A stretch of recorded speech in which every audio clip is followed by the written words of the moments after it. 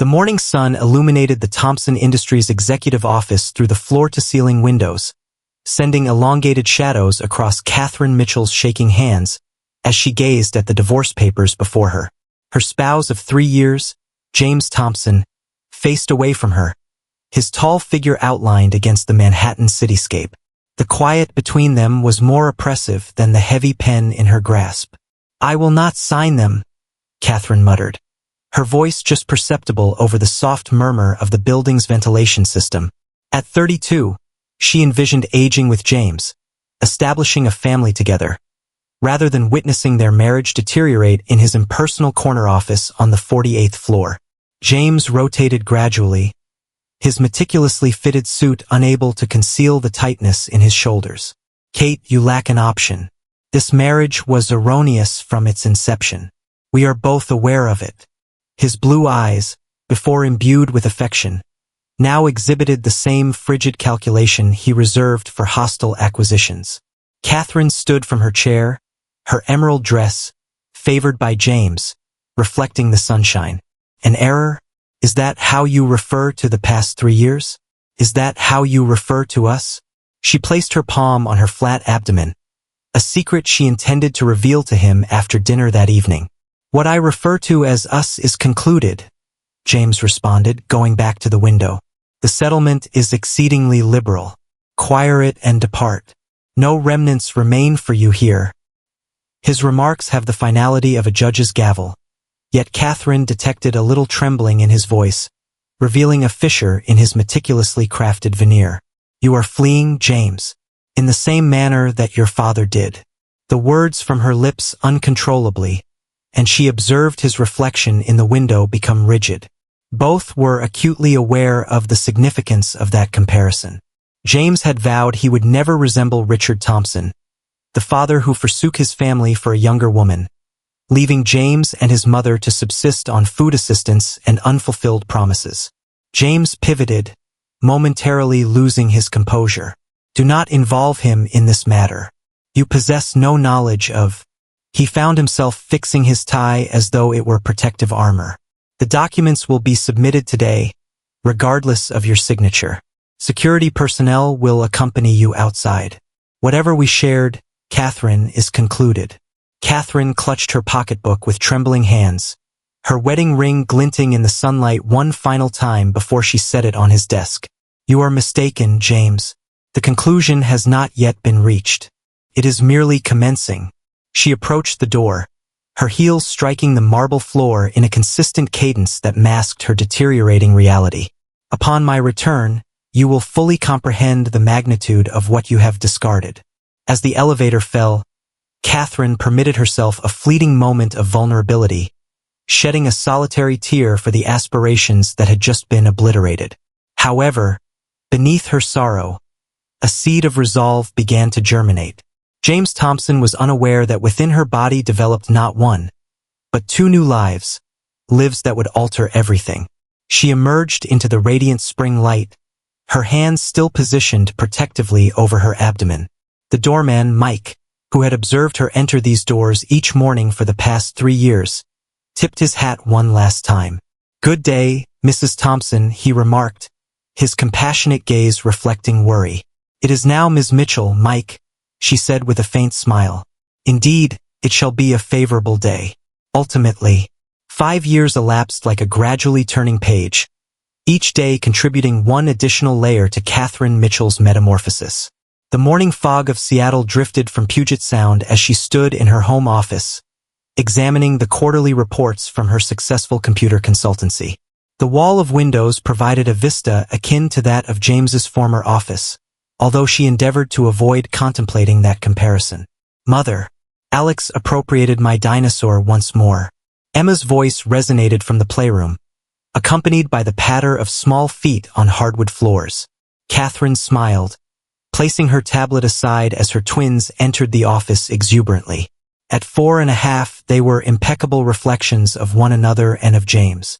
Emma's azure eyes glimmered with righteous wrath as Alexander grasped a plastic T-Rex to his chest, his father's resolute jaw fixed in resolve.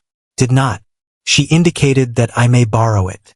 Alex objected, instinctively raking a hand through his black hair, reminiscent of James's habitual gesture when exasperated. The gesture caused Catherine's heart to momentarily seize. For a duration of 5 minutes. It has been an eternity, Emma retorted, her analytical intellect meticulously monitoring time like to a businessman she had never encountered. Catherine frequently contemplated whether these characteristics were nature's jest. Her children inherit both the virtues and vices of their father, while never having encountered him. Catherine intervened, bending to their level and said, "Okay, you two.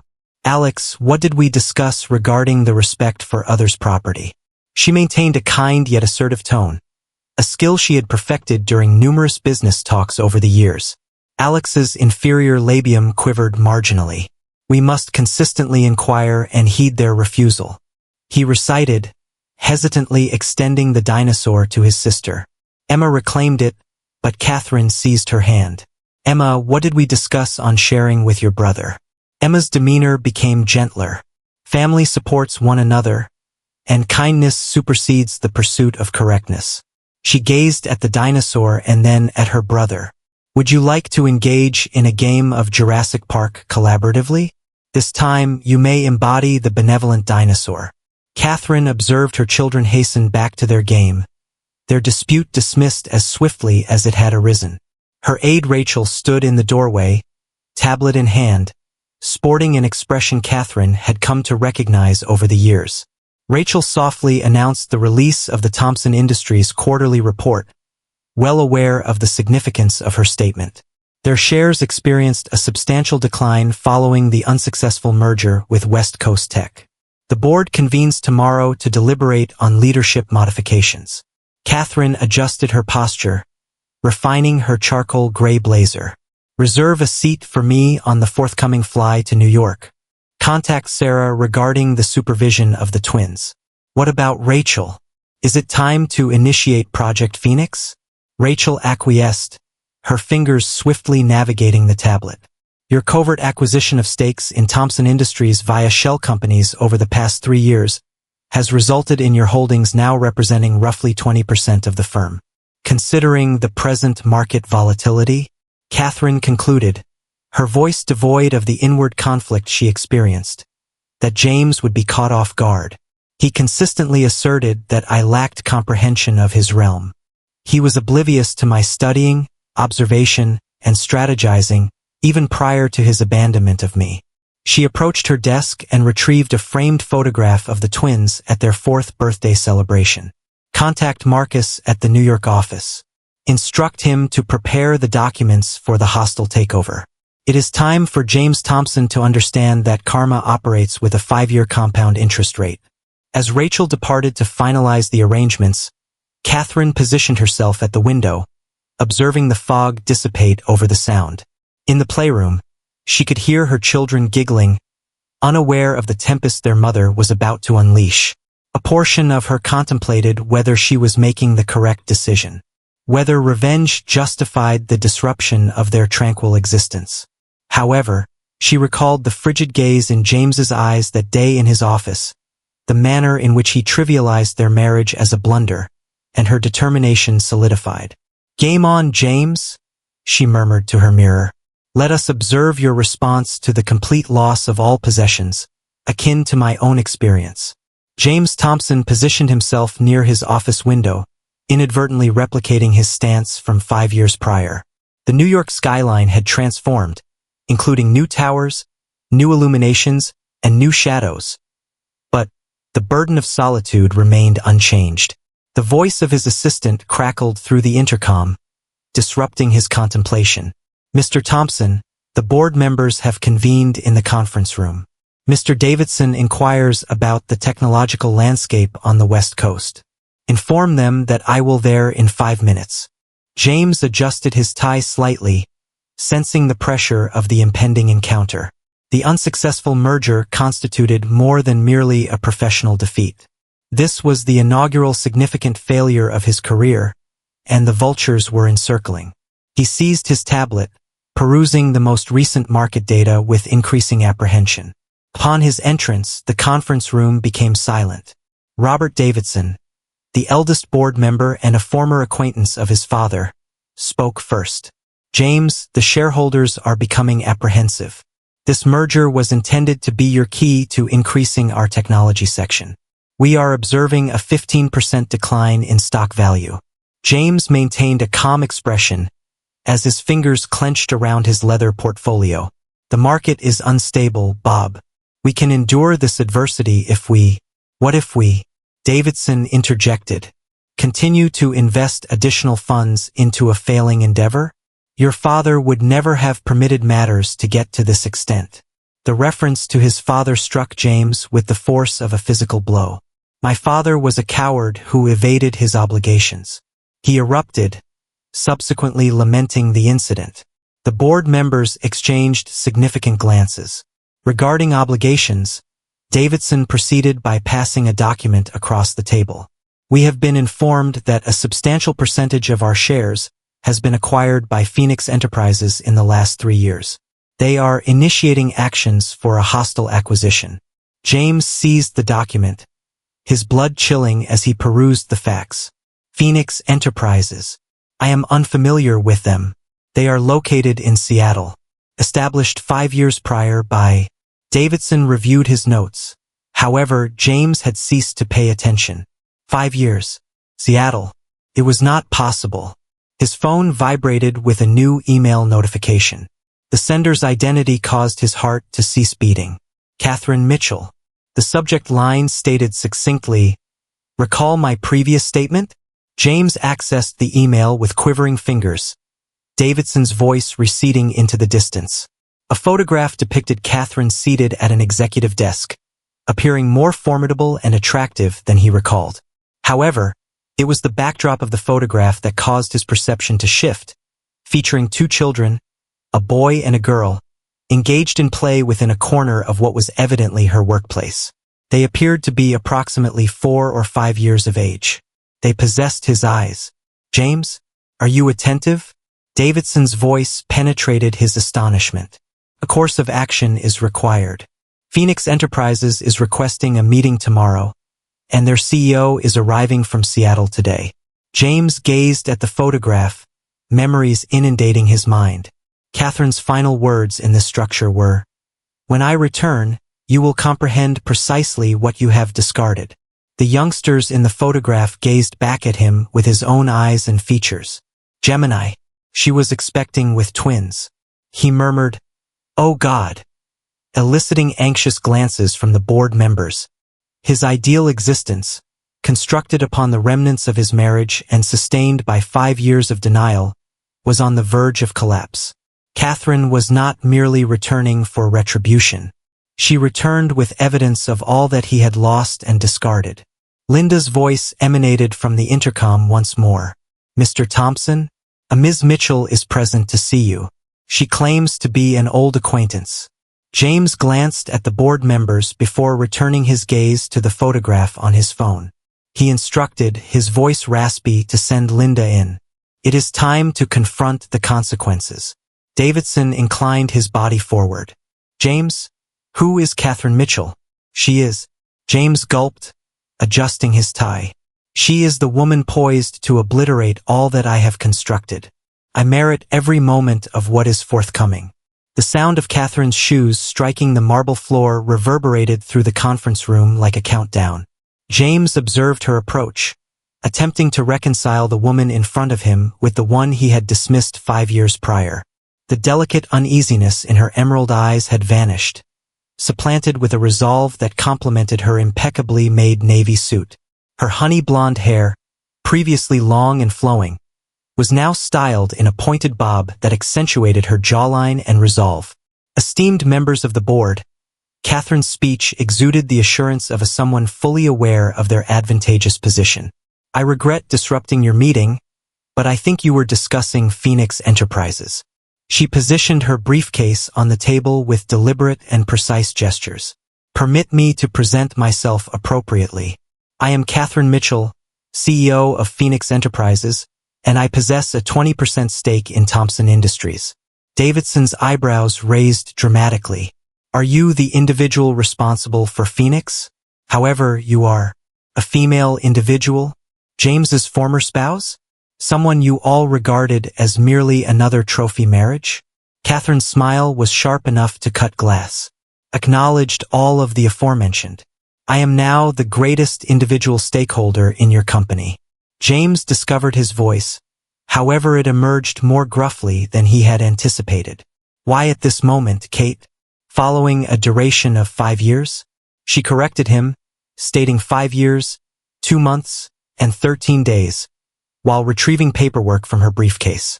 The precise duration required to construct a force capable of dismantling your empire?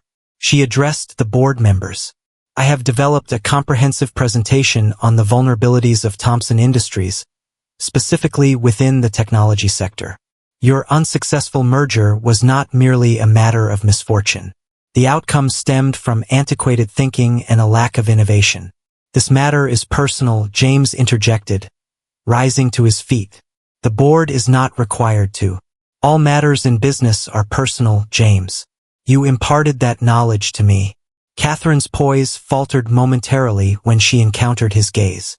It was as personal when you had security remove me from this building. Before I could share my perspective, she instinctively adjusted her posture. Davidson cleared his throat. What should I inform him about, Ms. Mitchell? She spoke softly about his children, eliciting a wave of murmurs around the table. The twins will celebrate their 5th birthday next month. Emma possesses your analytical intellect, James. Alex exhibits the same behavior with his hair when he feels exasperated. She retrieved her phone and slid it over the table. I believed you would be interested in observing what you relinquished. James gazed at the phone screen, observing a video of the twins during what seemed to be a school performance. The young girl was instructing other children with assured gestures while the boy meticulously changed his costume with concentrated resolve. His offspring, his relatives, the family he had discarded due to his fear of disrupting the cycle initiated by his father. I was unaware, he murmured, his voice faltering. Kate, had I been aware, what would you possess? Catherine's voice was incisive. Remained due to obligation? Attempted to procure my silence as your father did with his other family? The board members squirmed at this disclosure. I did not return solely for retribution, James. I returned to demonstrate the type of man you have become and to provide our children with the future they merit. She presented one additional document. This is my suggestion for the reorganization of Thompson Industries. The organization requires fresh talent and innovative concepts.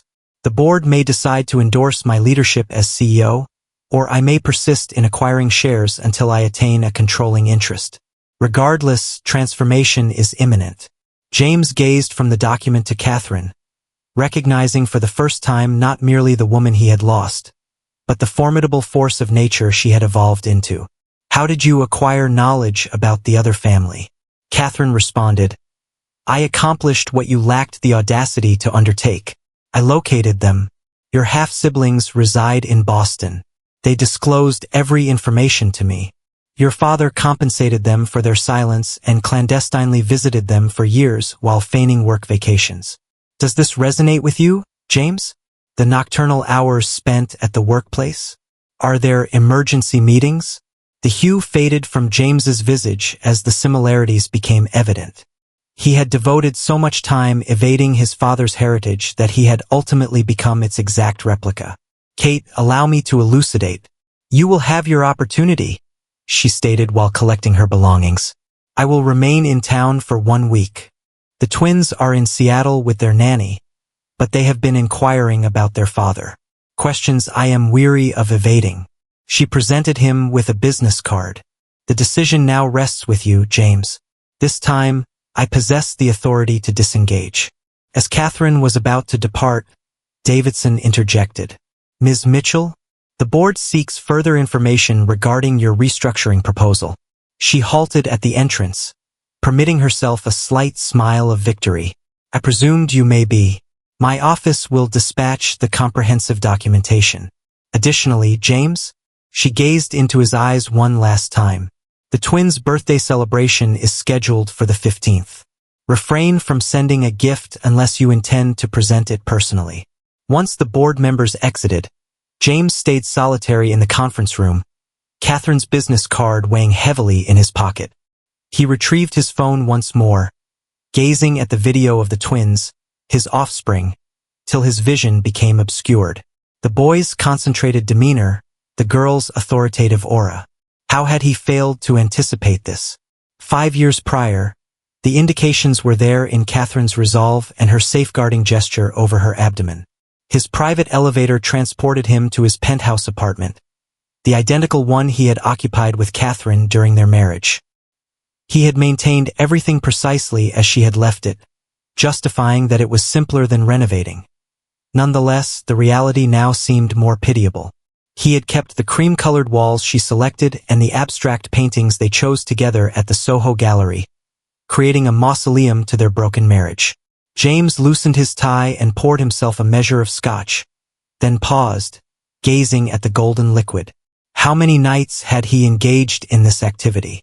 Submerging his inner turmoil in costly alcohol, convincing himself he was dissimilar to his father but replicating identical behaviors? Davidson's phone rang. "I am not accepting calls, Linda," he communicated through the intercom. "James, it is beyond operating hours. Linda has departed for home." Davidson's tone was solemn.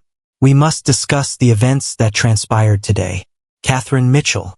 She seeks more than mere retribution. She possesses a robust business strategy, and the board is attentive.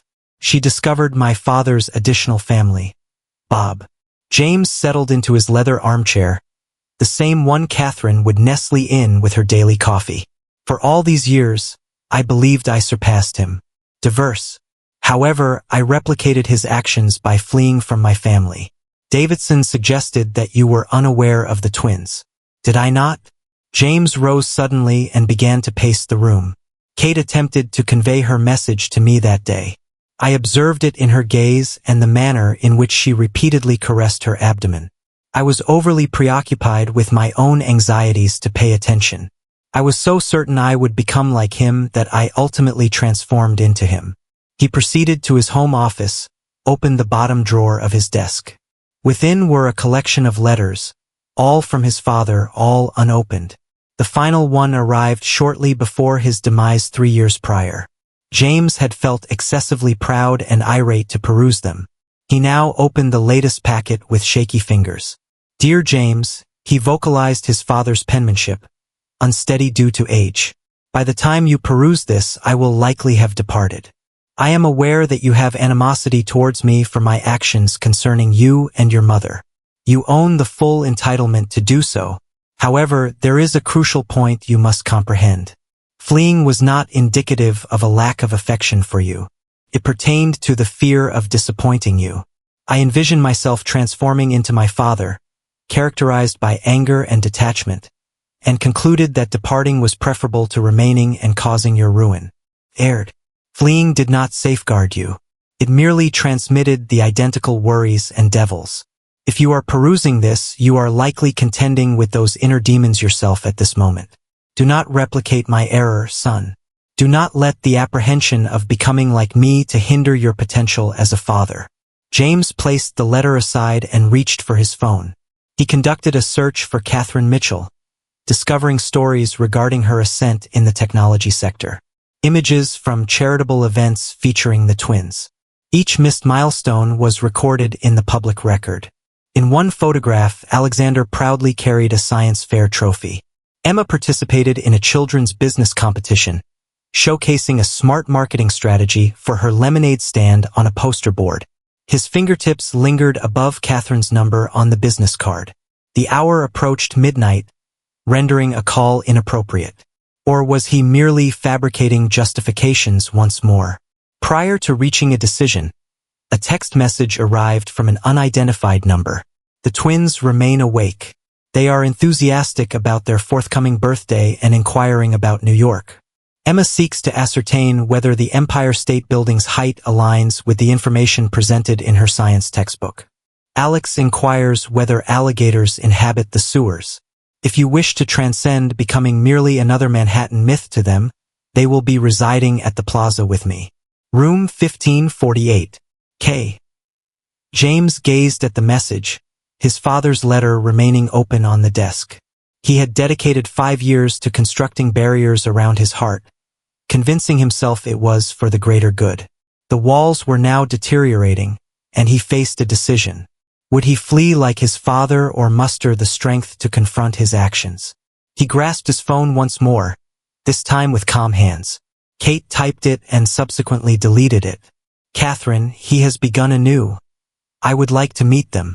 Not as the CEO of Thompson Industries or as a remote figure, but as their father. May I proceed, provided it is not too late? His finger lingered above the send button. Years of trepidation and remorse countering the cycle of desertion definitively. Emma Thompson Mitchell positioned herself at the window of their Plaza Hotel suite. Her petite nose pushed against the glass as she observed the shimmering lights of Manhattan. Her brother Alex sat with his legs crossed on the soft carpet, systematically organizing his collection of dinosaur facts cards according to a hierarchy of fury, a system known solely to him. Do you believe he resembles the photographs of our mother? Emma inquired without diverting her gaze from the window. They had both devoted numerous hours examining the limited images their mother stored in her desk drawer, attempting to reconstruct the enigma of their father. Alex shuffled his cards, a nervous tic he had acquired whenever the topic of James Thompson arose. Mother asserts that I resemble him closely. Perhaps she merely states it to alleviate my feelings. He hesitated while retrieving his preferred T-Rex card. What if he has an aversion to dinosaurs? Sarah, their babysitter, glanced up from her reading. She had been with them since infancy, the sole individual apart from their mother who possessed the complete narrative. Your father's preferences do not alter your identity, Alex. Recall what your mother consistently articulates. The twins recited in unison, be authentic, a lesson Catherine had instilled in them from the minute they comprehended language. Emma ultimately shifted her gaze from the window, her expression grave, resembling her father in a striking manner. Mom's acting strange here. At home, she never discusses him. But yesterday night I heard her on the phone talking something about breaking cycles and second chances. The master bedroom door opened, and Catherine appeared in a casual sweater and trousers, a striking contrast to her earlier corporate attire. She'd been staring at her phone for the past hour, reading and rereading James's message about wanting to meet the twins. Come here you two, she whispered, quietly resting on the sofa. The twins instantly abandoned their activity, stepping up beside her. We need to talk about something serious. Is it about our father? Emma asked directly, always the one to cut to the chase. Is that why we're truly in New York? Catherine took a big breath, staring at her children. These perfect mixes of herself and James. These living memories of both her worst pain and her greatest joy. Yes, your father, he knows about you now. And he wants to meet you. Alex's eyes expanded. Really? When? Does he know I got first place in the science fair? Did you tell him about my dinosaur research? Slow down, friend. Catherine smiled, running her fingers through his hair. So much like James's. He wants to meet you, but this needs to be your choice too. Both of you. She glanced to Emma, who had gotten abnormally silent. What are you thinking, sweetheart? Emma tugged at a thread on her sleeve, her analytical mind clearly working overtime. If he wants to meet us now, why didn't he want to meet us before? Did he not like us? Catherine's heart squeezed. This was the moment she'd been both dreading and prepared for. It's complicated, Emma. Your father, he didn't know about you before. He made some mistakes, we both did, but those faults were never about not wanting you. But you always know everything, Mom, Alex argued. You know when we're trying to sneak additional cookies or when we move spots to mislead Sarah. How could he be unaware of our existence? Catherine drew them nearer, inhaling the recognizable fragrance of their shampoo. Occasionally, adults make choices driven by fear rather than love. Your father feared emulating his own father, who abandoned him during his youth. He repelled me prior to my ability to inform him about you. It was unjust, yet it was not your responsibility. Do not ever consider it to be your responsibility. A text notice alerted Catherine's phone. James, I am in the lobby. There is no urgency. Nonetheless, if they are amenable, I am prepared. Emma, perpetually perceptive, recognized the alteration in her mother's countenance. He is present, is he not? Catherine acquiesced. Affirmative. However, bear in mind that this is your decision. We can postpone if you are unprepared. Alex rose, aligning his little shoulders. I wish to meet him. I wish to present my dinosaur cards to him and discuss the scientific fair. Emma remained sat, her expression a tumult of emotions. What if he departs once more? What if he disapproves of our identity? Consequently, it is his loss, Catherine asserted resolutely. You are remarkable, and no action or inaction on his part will alter that fact. However, Emma? She positioned her daughter to confront her. At times, the most courageous action is to provide individuals the opportunity to surpass their previous shortcomings. The twins shared a glance. The unspoken communication that had perpetually astonished Catherine. Ultimately, Emma acquiesced. Okay, but I am not referring to him as father yet. He must merit that. Catherine beamed, proud of her daughter's fortitude and sagacity. That is reasonable. Should I instruct him to ascend? Both twins acquiesced and hastily commenced their preparations. Alex collected his dinosaur cards while Emma adjusted her clothes and improved her posture, subconsciously emulating her mother's authoritative stance. Catherine grasped her phone, her finger poised over the keypad. 5 years of rage and anguish culminated in this moment.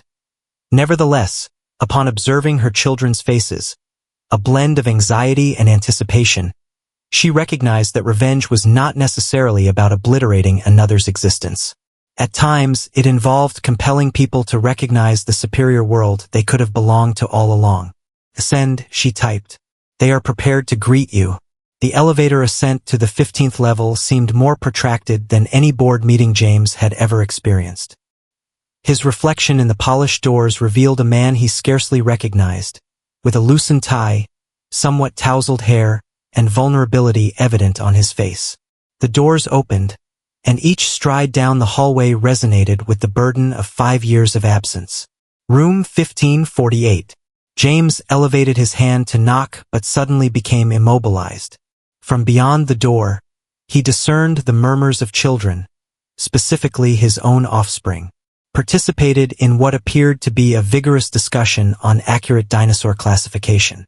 Emma's voice asserted that the Therizinosaurus ought to be classified based on its distinctive characteristics, whereas Alexander advocated for conventional taxonomic classifications. Prior to his knocking, the door opened. Catherine observed his reluctance via the peephole. Her demeanor was inscrutable, although her eyes conveyed a blend of caution and possibly hope. They exhibit anxiety, she remarked softly. Avoid overwhelming them. James nodded silently as he entered the suite. The twins ceased their conversation, redirecting their attention towards him. The experience of encountering them in person, as opposed to viewing them through photographs or films, rendered him breathless. Emma positioned herself slightly ahead of her brother, exhibiting protectiveness despite their equal stature, while Alex grasped his dinosaur cards as a defensive barrier. Hello, James uttered, his voice little above a whisper. I am James. Emma inclined her head, scrutinizing him with a fervor reminiscent of board members assessing a precarious proposal. Your identity is known to us. We have observed your photographs in Mother's drawer. Alex mentioned the secret drawer, then appeared remorseful for disclosing its existence. Catherine merely smiled as she positioned herself behind her children, proximate enough to provide assistance, yet far enough to allow this moment its autonomy. James crouched to their height, his costly suit trousers making contact with the carpet. Your mother informed me that you secured first place in the scientific fair. Alex, could you provide details regarding your project? Alex's eyes brightened, although he endeavored to preserve his wary demeanor. The subject pertained to speculations regarding dinosaur extinction. Are you aware that numerous opposing explanations exist about the causation of the KPG extinction event? I did not, James responded candidly, suppressing tears as he observed his son's fervor illuminate the moment. Could you instruct me? As Alex cautiously commenced elucidating his project, Emma persisted in her examination. Mother asserts that you manage a substantial enterprise, she interjected. Do you possess a helicopter? James smiled involuntarily. I do, although I no longer utilize it frequently. It is quite alone in that location. Is loneliness akin to departing from one's family? Emma's inquiry pierced the atmosphere, rendering both Catherine and Alex motionless. Catherine commenced, but James raised his hand. Indeed, she is entitled to inquire. He encountered his daughter's formidable stare. Indeed, solitary in that manner. I erred significantly by departing from your mother. A larger one unaware of both of you. I feared becoming a person I despised, yet in my efforts to evade that fate, I ultimately became that very individual. Alex softly asserted that, according to his mother, everyone merits a second opportunity if they are genuinely remorseful, therefore astonishing everybody present. Are you genuinely remorseful? James felt tears finally cascade down his cheeks. More remorseful than I have ever been on any matter in my life. I recognize that I cannot compensate for the time I have lost, but if you let me, I would like to endeavor to be a part of your life moving forward. Not managing the company or negotiating business agreements, merely doing the role of your father. If you will accept me. Emma's resolute demeanor faltered. Alex inherited his scientific aptitude from you. My mother frequently asserts that.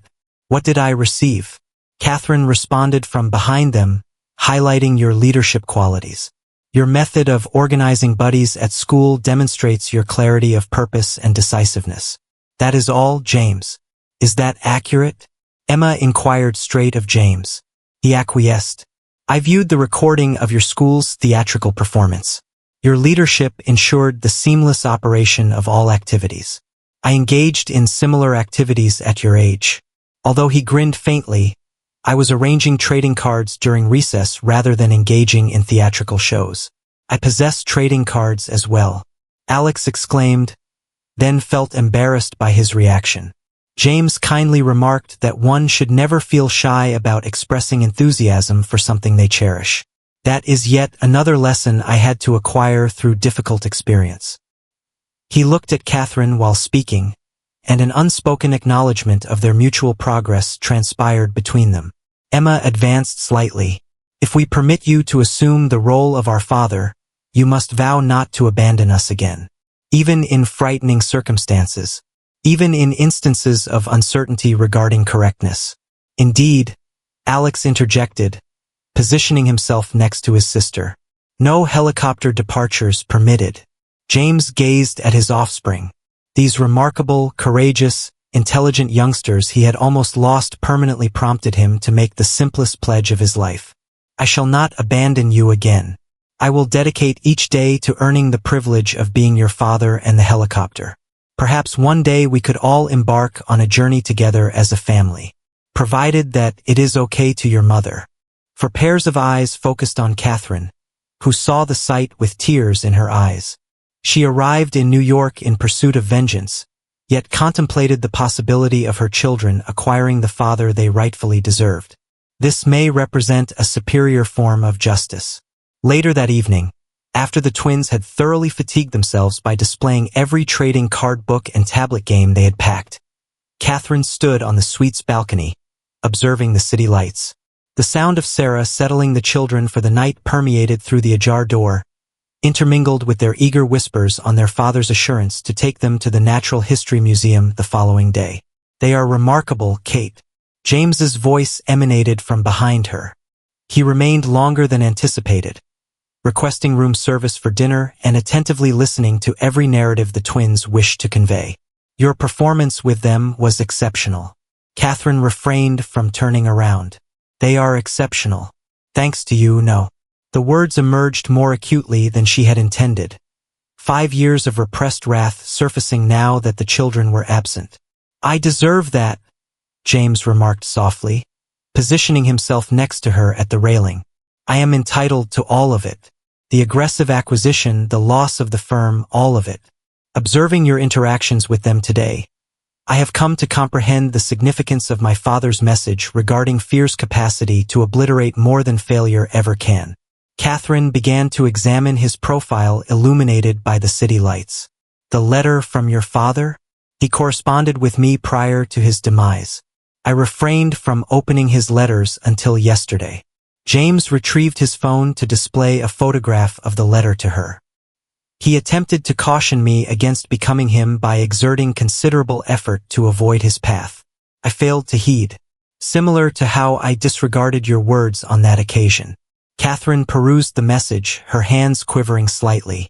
For all these years, I believed you departed due to my inadequacy, because I did not conform to your realm of high-stakes commerce and strategic maneuvers. I established Phoenix Enterprises to demonstrate my ability to surpass you in your own domain. James conceded that you did. You entirely outmaneuvered me. The board is prepared to cast their vote in your favor tomorrow. He halted, running a hand through his hair. Observing Emma negotiate her bedtime this evening and witnessing Alex articulate his scientific views, I came to a realization. The company is inconsequential. Nothing is of consequence save the opportunity to be their father. If you permit me, Catherine placed her phone down, years of honed business acumen conflicting with the emotional turmoil she felt observing James with their children. You have caused me profound pain, James. However, witnessing you in their company today. She inhaled unsteadily. After your departure, Emma inquired whether she may present her business idea for the expansion of her lemonade stand franchise. She has never revealed that to anyone beyond the family. She is exceptional, James remarked with a smile.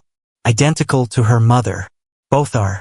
Kate, I recognize that I lack the authority to make this request, but could you consider it for tomorrow's board meeting? Catherine interrupted him, asserting her refusal to relent. Thompson Industries requires new leadership and innovative perspectives. The company is experiencing stagnation, and you are aware of it. James expressed his agreement, astonishing her.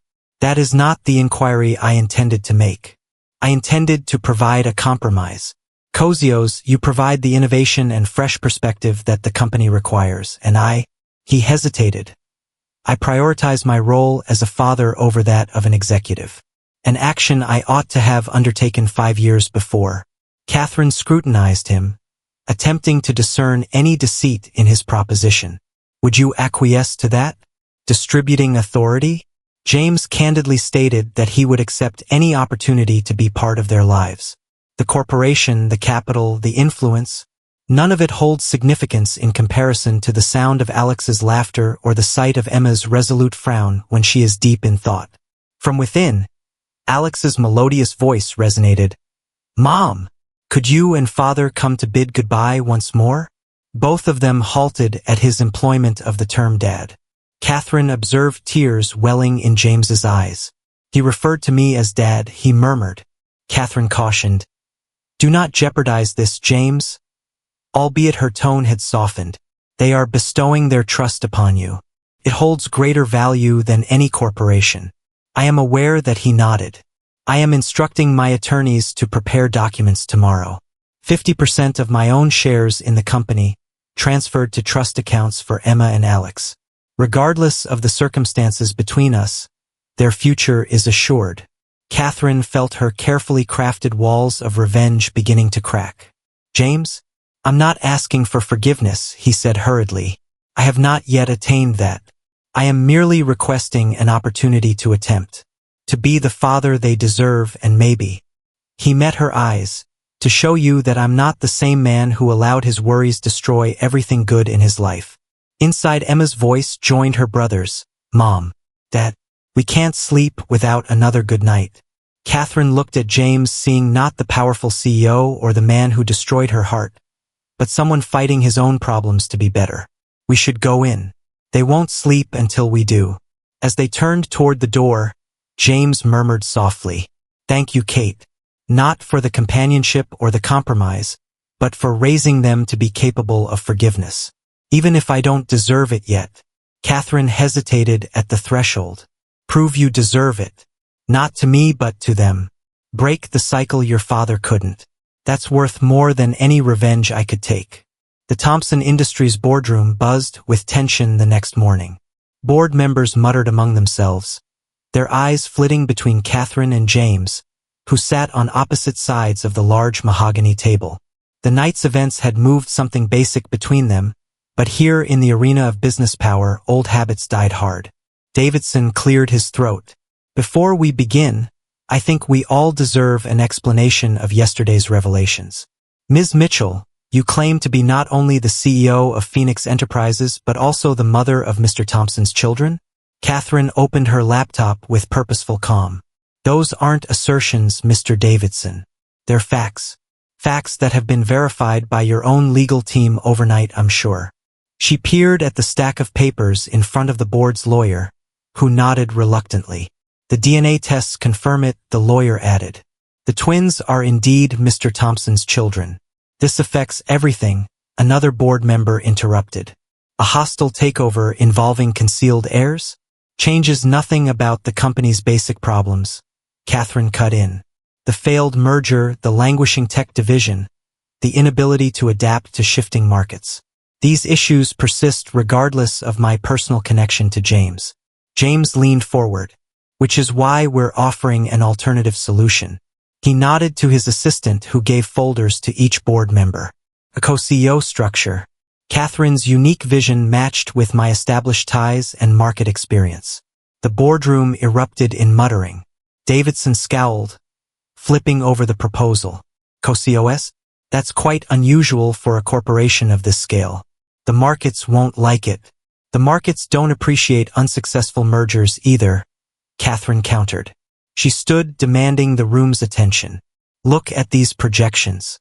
Phoenix Enterprises has expanded 300% in 5 years. We've developed patents that could overhaul Thompson's tech section. Together we could. Together? Davidson interrupted. Yesterday you were threatening a hostile takeover.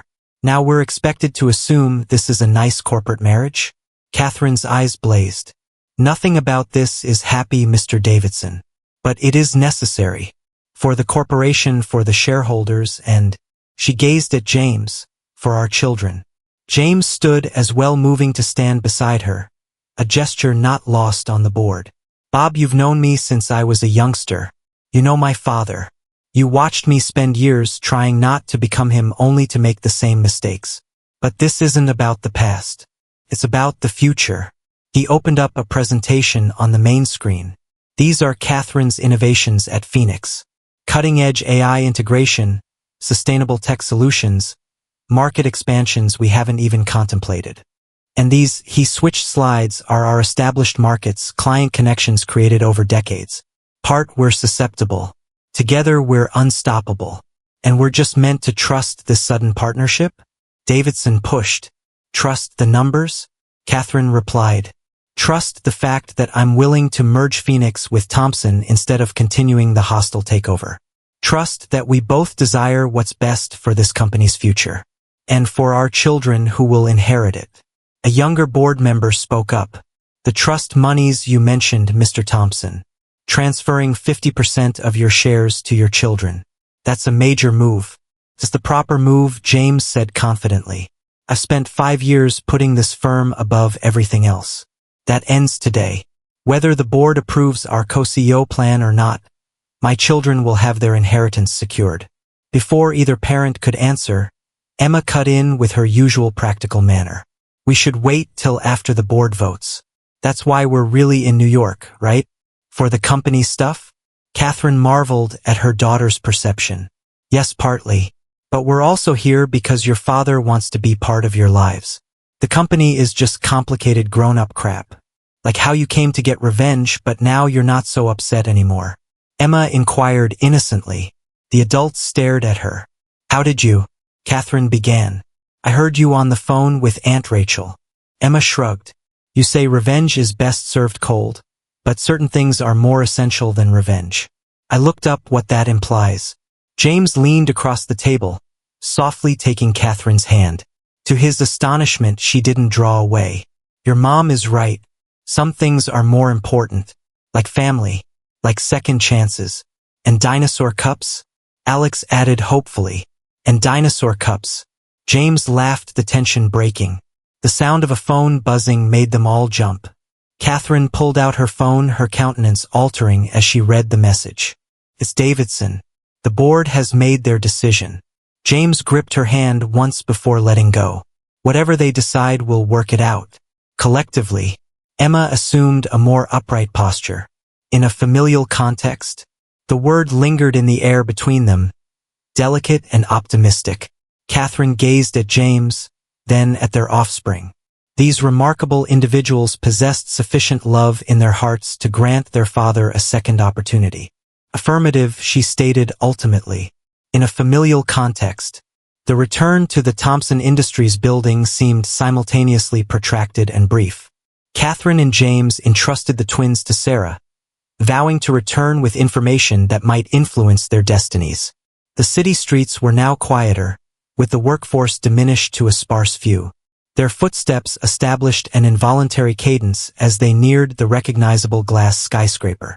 Regardless of the outcome, James stated softly, "I stand by my words from supper. We will resolve this collaboratively." Catherine straightened her blazer, a gesture he recalled from their past, her protective facade re-emerging. "I no longer have concerns regarding the company. The twins are already quite devoted to you. What if this fails?"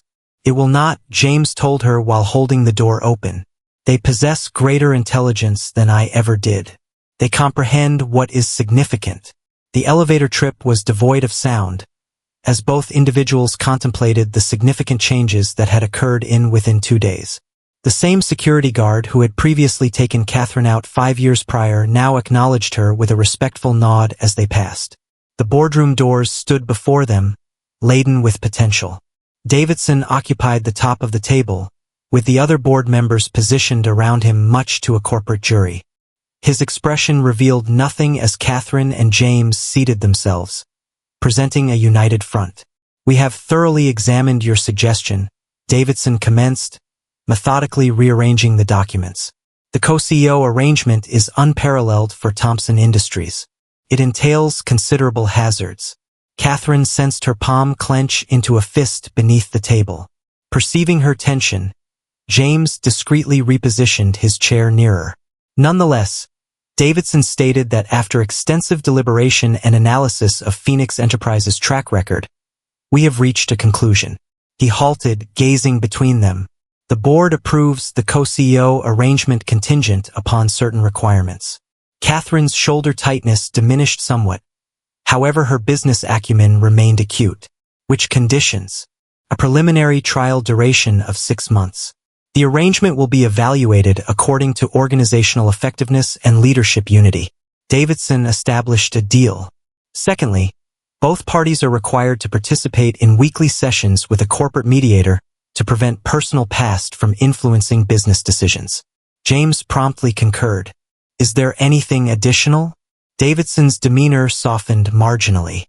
"The board additionally wants an alteration to the company's name to signify this new chapter.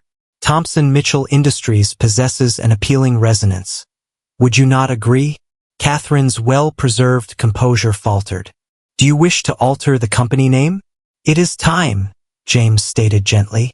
"The company's future ought to embody the characteristics of its leaders, both of its legacies." Davidson indicated the contracts before them, stating that the paperwork is prepared. "We require your signatures to formalize the agreement." Catherine gazed at the documents, recalling a previous set of papers she had declined to sign in this same building 5 years prior. "James, are you certain? The legacy of your father?" James interjected that my father's legacy was one of terror, apprehension towards change, mistrust, and fear of affection. He gestured to the contracts, indicating that this pertains to the construction of something novel. "Is there an alternative that is superior?" Catherine grasped the pen, its weight far lighter than the one she had handled 5 years prior. She evaluated the name Thompson Mitchell Industries. "Emma will appreciate that. She is already strategizing to assume the role of CEO once reaching the age of 18. James chuckled as he retrieved his pen. Alex expressed his desire to establish a dinosaur section. Regarding the children, Davidson interjected, "The board has one additional stipulation. Mr. Thompson, we request the quick establishment of the trust funds you referenced, with Mrs. Mitchell appointed as co-trustee. The future of this company is as much theirs as it is anyone else's." Catherine inscribed her name with a steady hand, observing while James replicated the action. As Davidson gathered the contracts, she sensed a change in the atmosphere, the final vestiges of her revenge scheme evolving into a totally different entity. Congratulations, Davidson extended his hand. Thompson Mitchell Industries is currently under new management. Do not compel us to lament our decision. Upon exiting the meeting, Catherine retrieved her phone to contact Sarah. James caressed her arm delicately. Before we proceed with informing them, there is an additional matter that requires our discussion. Catherine placed the phone down. What is it? Boston, James stated succinctly. My sibling, Lisa. She has inquired about meeting the twins since I informed her of their existence. Perhaps it is time to mend beyond merely our segment of the family? Catherine examined his face, perceiving the same vulnerability she had identified in Alex when he hesitated to disclose his dinosaur facts. Proceed gradually, James. Indeed, I believe a familial excursion to Boston could be precisely what we require. They entered the elevator, observing their reflection in the shiny doors. No longer adversaries, not buddies, but rather a novel relationship. A proposition with promise. Catherine contemplated Thompson Mitchell Industries. Possesses an appealing resonance. Superior to Phoenix Enterprises? James jested. Catherine grinned, astonishing both of them. The phoenix symbolizes resurgence from the remnants of our destruction. This pertains to the creation of something novel. Collectively, Sarah had just completed assisting the twins in constructing a pillow fort in the living room of the hotel suite when Catherine and James arrived. Alex emerged from between two seats, his hair disheveled from their construction endeavor. Emma sat atop their construct like a diminutive corporate monarch. What is your inquiry? Emma insisted, her father's irritation apparent in her tone.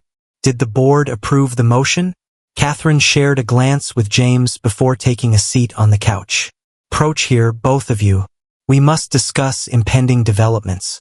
The twins descended from their fort, with Alex grasping his cherished dinosaur card for solace. They positioned themselves on the floor before their parents, their identical blue eyes brimming with inquiries. The board did approve, James commenced, but that is not the sole alteration. The company is acquiring a new name. Thompson Mitchell Industries? Emma's eyes expanded in astonishment. Does Mitchell share our sentiments? Similar to mother? James grinned precisely like his mother. Your mother and I shall henceforth manage the company collaboratively. As equals. Does this imply that we must relocate to New York?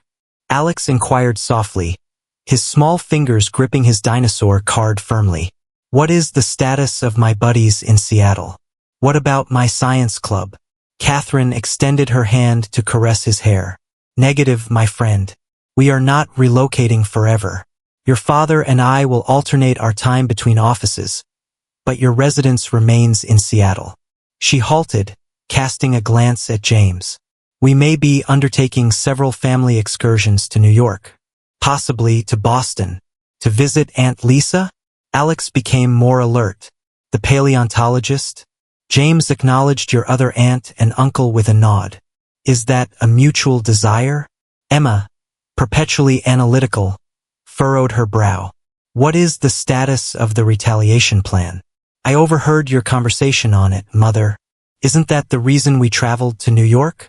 Catherine sensed James tense beside her, yet she maintained a composed tone. At times, Emma, we believe we desire vengeance when, in fact, we seek acknowledgement. To be esteemed. Your father has demonstrated to me, and to all of us, that he acknowledges our presence now, truly perceives us. As he saw my entire business presentation, Emma inquired, and did not check his phone even once, unlike Tommy's father? Catherine smiled, tears welling in her eyes. He is familiar with all the dinosaurs I mentioned, Alex stated with pride. Including those such as Pachycephalosaurus? James cleared his throat, his voice hoarse with emotion. Your significance surpasses that of any business meeting or phone contact. I acknowledge my prior absence. Nevertheless, I assure you, nothing is of more significance to me than fulfilling my role as your father at this moment. Do we have a solemn commitment? Alex extended his pinky finger. James entwined his pinky with his son's. Vow of fidelity, the most formidable kind available. Emma rose, hands on her hips in a stance that flawlessly emulated her mother. If we are to function as a legitimate family, we require formal family gatherings. That is the occupation of Madison's parents. They convene for a weekly dinner to discuss their objectives and accomplishments. Catherine was unable to suppress her laughter. Presumably, you have already established a business plan for these family meetings? Clearly, Emma expressed her disdain by rolling her eyes. Alex and I resolved the matter within the pillow fort. We require an agenda and action items. She gazed at her father with optimism, suggesting that we may occasionally utilize the large conference room. When will we be in New York? James feigned profound contemplation. Is this the conference room? I am uncertain. That is often designated for really significant meetings. We are of significant importance. Alex objected. My mother frequently asserts this. Catherine softly affirmed, meeting James's gaze. They are the paramount element in each of our realms. The moment was disrupted by the loud grumble of Alex's stomach. Regarding significant matters, he smiled awkwardly. May we order pizza? Father has not yet experienced the unique method by which we consume it. Unique method? James appeared perplexed. The twins exclaimed simultaneously, Dinosaur style. Catherine rose to retrieve the room service menu. You slice the pizza into little portions and simulate various dinosaurs, consuming it according to their dietary classifications. Herbivores receive vegetable components, whereas carnivores are provided with meat toppings. I consistently identify as a Therizinosaurus due to its omnivorous diet. Alex completed the task with pride. While Catherine placed the order, she observed James immerse himself in the pillow fort with the twins, attentively listening as they elucidated the intricate laws of dinosaur meals. 5 years prior, she arrived in New York in pursuit of vengeance, burdened by treachery and unfulfilled aspirations. Observing her children instruct their father in their whimsical pizza game, she recognized that often the most effective revenge did not entail obliterating someone's existence. It pertained to collaboratively constructing a new entity. 1 month later, Catherine occupied what was formerly James's executive office, now repurposed as a communal workstation. The wall that once showcased his business accolades now included framed illustrations from the twins, with Emma's intricate organizational plans for her burgeoning lemonade enterprise alongside Alex's meticulously labeled dinosaur drawings. James remarked that the Tokyo merger figures appear favorable as he entered with 2 cups of coffee. He recalled her preference for cream without sugar. Certain habits proved difficult to relinquish.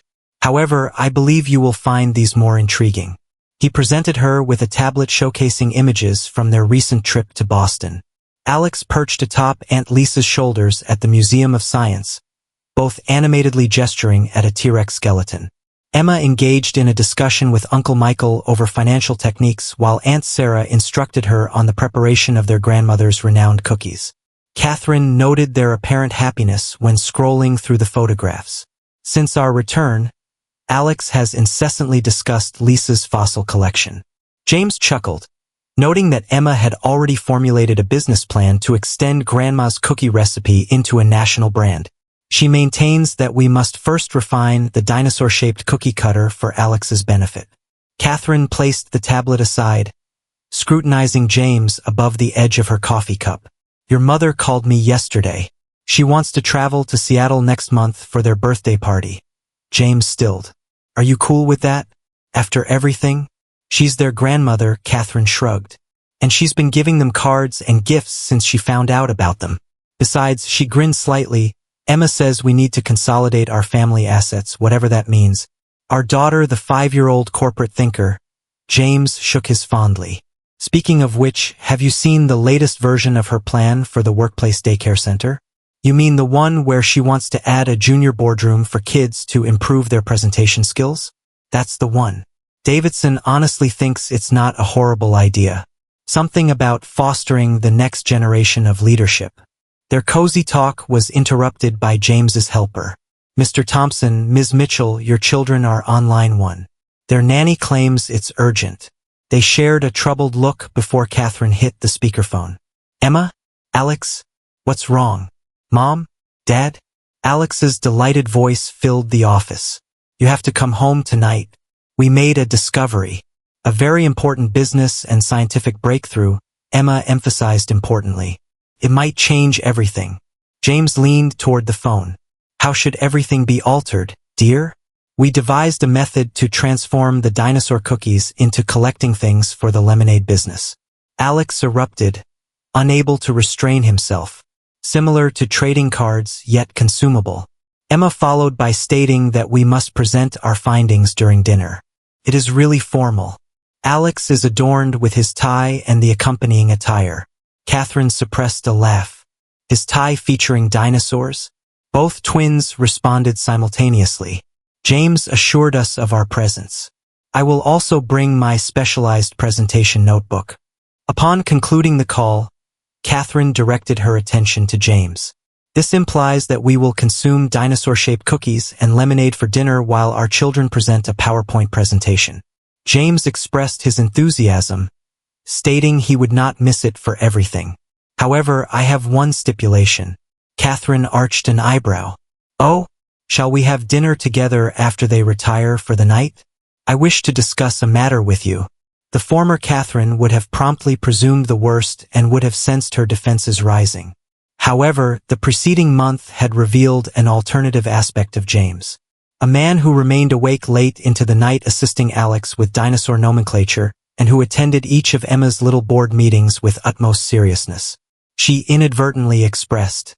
However, not at Lukik or any of your upscale dining establishments. The eatery located near my residence. The one adorned with children's artwork on the walls. The twins adore their milkshakes. The instance in which Alex insisted on instructing the chef on the correct method for cutting sandwiches into dinosaur shapes. James smiled broadly. Ideal. I must caution you that I intend to share my milkshake. Catherine experienced a flush in her cheeks. James? Excessive, he inquired gently. No, she astonished herself by stating. Not excessive. Merely unforeseen. Similar to all other occurrences in recent weeks. Their gazes intersected over the desk that had previously represented their separation but now functioned as a conduit. The vengeance that had compelled Catherine to return to New York now appeared as a distant recollection, supplanted by something significantly more precious. The opportunity to create something novel not alone for their offspring but maybe for themselves as well. The diner's neon sign emitted a pleasant radiance through the window of their corner booth. The twins' presentation exceeded the allotted time, featuring prototype cookies, market research gathered during recess, and Alex's intricate illustrations of dinosaur optimization shapes for enhanced cookie durability. After Sarah had put the children to bed, Catherine sat opposite James, sharing a chocolate milkshake like they once did before their relationship deteriorated. James reflected, stirring the milkshake with a long spoon, that Emma's presentation skills were becoming quite proficient. She exhibited Davidson's precise head tilt when evaluating the earnings forecasts. Catherine smiled as she observed him nervously manipulating his napkin. A story she recalled during their courtship period. Is something troubling you, James? What topic would you like to discuss? He inhaled deeply, extending his hand into his jacket pocket. I discovered this while organizing my father's former lake cottage last weekend. He positioned a little tattered package on the table between them. It is dated 2 days prior to our wedding. Catherine gazed at the letter, her name inscribed in her ex-father-in-law's unsteady handwriting. I did not receive this. James emphasized that he never dispatched it. I believe he was excessively embarrassed. However, it is advisable to read it now. Catherine opened the mail with slightly shaking fingers. Dear Catherine, by the time you wed my son tomorrow, I will be departed. Yet another cowardly evasion to contribute to my legacy. However, you merit an explanation. I observe the way you regard James with profound hope and affection. In the same manner that his mother previously regarded me.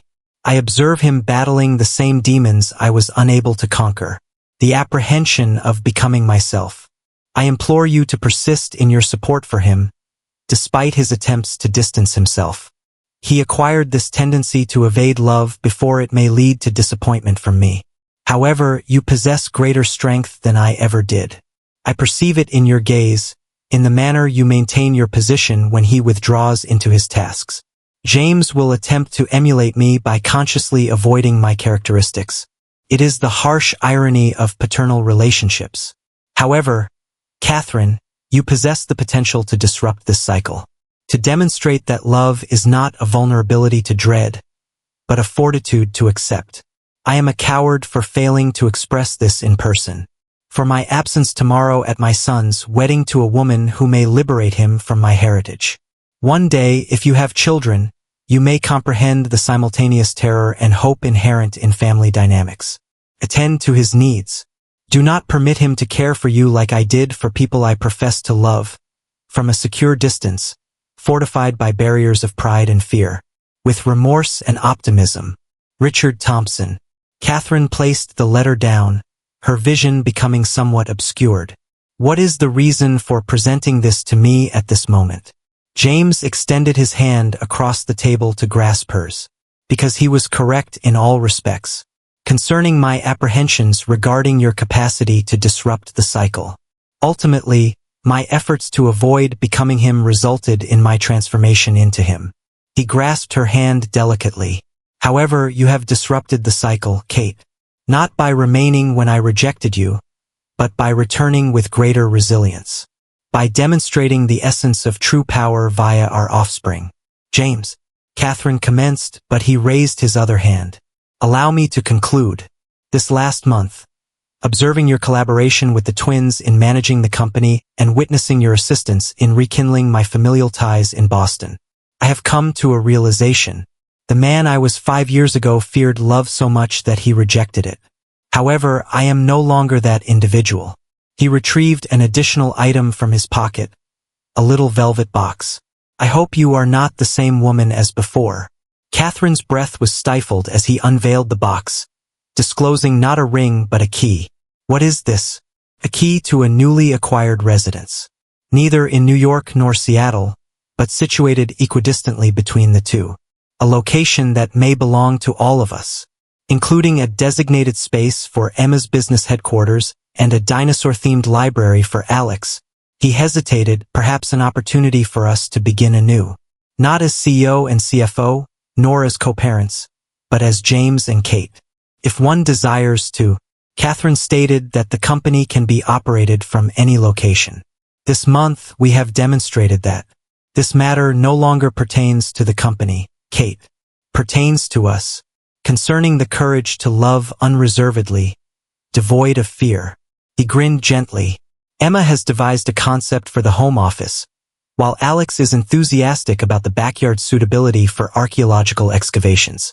Did you inform the twins prior to consulting me? They informed me, James rectified, during our clandestine ice cream meetup last week. Emma stated, and I quote, "Father, you are mismanaging your resources. Consolidate your resources." He laughed softly. She intended for us to coexist collectively. Catherine gazed at the key, contemplating the burden of the past 5 years. The anguish, the development, and the vengeance transformed into atonement. What is your opinion? James expressed his affection succinctly, stating, I believe I love you. I believe I have never ceased to love you. I was simply too frightened to acknowledge it. However, our children imparted to me that love is not an entity to be feared. It is an experience to be embraced, even dinosaur-shaped cookies. If you appreciate this video and desire additional content of this nature, please subscribe and activate the notification bell. This ensures you will not miss any of the remarkable news or videos we have forthcoming. Catherine gazed at the key shimmering beneath the diner's neon lights, recollections surging of their inaugural date in this booth. The day she departed New York with her life in disarray, and Emma and Alex's initial steps and words, all the instances James had overlooked. Additionally, more recent memories. James attentively absorbed Alex's dinosaur facts, participated in Emma's business presentations, supported her before the board, and ultimately confronted his anxieties regarding his own family. Prior to responding, she stated cautiously, "I require you to comprehend a particular matter. Onto my return to New York, vengeance transcended mere infliction of pain onto you. The endeavor was primarily to validate my own capabilities. I possessed the strength to thrive alone, capable of constructing something significant from the remnants of our loss." James acquiesced, his hand remaining atop hers. "You have indeed demonstrated that. You established an empire, nurtured our offspring, and attained a strength beyond my utmost expectations. However, an unforeseen event occurred," Catherine continued, manipulating the key in her hand. "Observing your interactions with Emma and Alex, witnessing your confrontation of concerns, and the disruption of the cycle your father was unable to break, I recognized that often the most effective revenge does not include annihilating another's existence. It pertains to collaboratively constructing an improved version." She gazed upward, meeting his gaze. "Where is the house located?" James smiled. "In Denver, equidistant from both offices. The vista of the mountains evokes your frequent desire to awaken to something magnificent. A scientific museum is located close for Alex, and the neighborhood features a vibrant young entrepreneurs group that would appeal to Emma. You have considered all aspects." I received assistance. Emma created a PowerPoint presentation detailing the property's strategic advantages, while Alex conducted research on local fossil sites. James grasped her hand firmly. "However, the most significant aspect is that it may represent our new beginning. No longer evading love, no more apprehensions regarding emulating my father. We are collaboratively constructing something novel." Catherine inhaled deeply, a conflict of years of pain and aspiration raging within her heart. "The twins require stability." James softly stressed that they require their family to be intact. "Emma consistently reminds me of this each time she revises her family optimization strategy document." Catherine, against her own will, laughed. "She is unequivocally your daughter.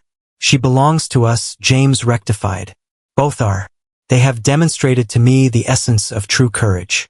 Confronting your anxieties directly, even the challenges represented by dinosaur cookies."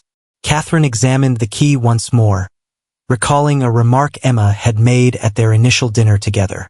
"Occasionally, the most courageous action we can undertake is to provide individuals the opportunity to surpass their previous shortcomings."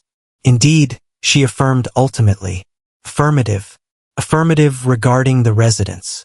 Acknowledgement of the necessity to commence anew. Affirmative to collaboratively constructing anything novel. She grasped his hand firmly. "However, under one stipulation. Any item. We display your father's letter in our new residence, to remind us that cycles may be disrupted, that fear need not prevail, and that perhaps what we desire is not what we truly require." James rose, enveloping her in an embrace that evoked a sense of belonging. Through the diner's window they observed the New York skyline.